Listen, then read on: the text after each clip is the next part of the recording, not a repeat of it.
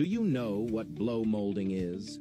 Blow molding is a manufacturing process that transforms plastic material into complex shapes, widely used to produce everyday plastic containers such as bottles, buckets, and toys. The process is quite simple.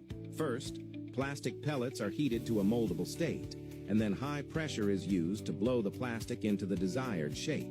There are three main types of blow molding: extrusion blow molding, injection blow molding, and injection extrusion blow molding. Each method is suited for different product requirements. The advantage of this process is that it can produce plastic products with complex shapes and uniform wall thickness quickly and efficiently.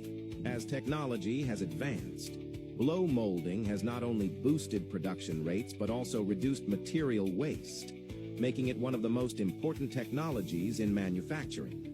Blow molding is almost everywhere in our daily lives, with applications across various industries.